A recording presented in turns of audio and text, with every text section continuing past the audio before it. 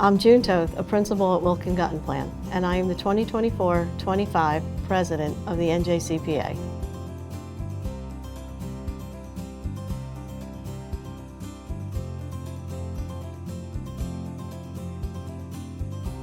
At Wilkin Gut & Plan, I am the QC partner. I'm actively engaged in the commercial A&A practice, and one of my responsibilities, or actually one of the things I love to do, is act as a coach for some of our younger team members. And I find a great deal of satisfaction and joy in that, to helping them develop. Some CPAs or accountants come out of larger firms and then go into either private or small firms, and I did the exact opposite when Ed Gut & Plan had approached me last year and I decided to join WG. Ed G actually was president and had given me my service coin. I met him at a variety of events through the New Jersey Society, and we actually were on the Walk to Washington train one year together. And that's really where we came to spend some time and meet each other. And then I think I was on his radar from that point on.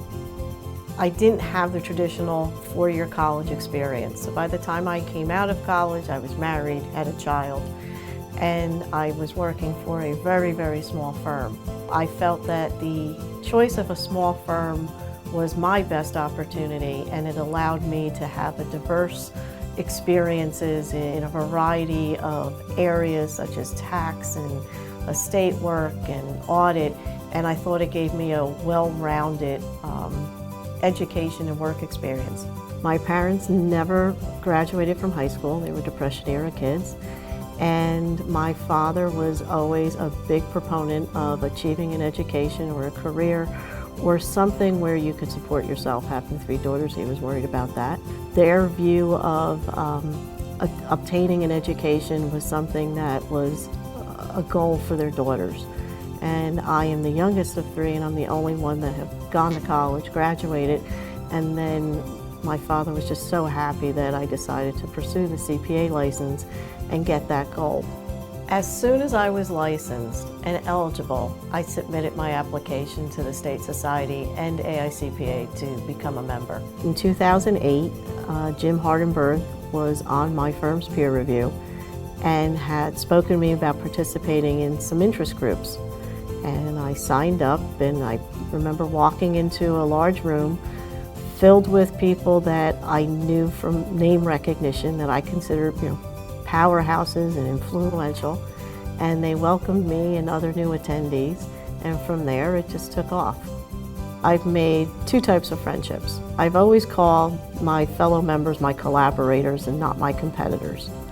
And I've made strategic relationships where they were either referral or technical advice, somebody to kick something around with, which is so important for someone in a small firm to have those resources. And then those relationships melded into personal ones where we travel together, we go to events together, we connect outside of the State Society, and have developed really strong relationships and bonds over the years. I have a husband named Ed, and he was a union pipe fitter that's since been retired. He retired on a disability. My son will be 33, he's also named Ed, who graduated Kane with a bachelor's degree in accounting and works in private. I have three golden retrievers: Winston, who just turned 7, Wyatt, who just turned 2, and his full brother, Walker, who just turned 1. The bros, as we call them, are quite the handful. The company I worked for in the 80s had season tickets to the Devils when it was known as the Mickey Mouse Club.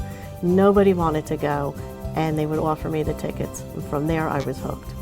We've all united because we like the Devils, and we generally like hockey. But because we see each other year in, year out, we've developed friendships outside of the arena, and we have a lot of common interests. So we will see each other and go places and do things, throughout the year. So it's a really good group. We've been through marriages, divorces, births, deaths, just like anything else. And because we have a common interest and we have other common things, some real friendships developed out of there. I would like to raise more awareness about the various pathways to licensure and all the opportunities that can be taken advantage of by getting the accounting degree, obtaining the CPA license.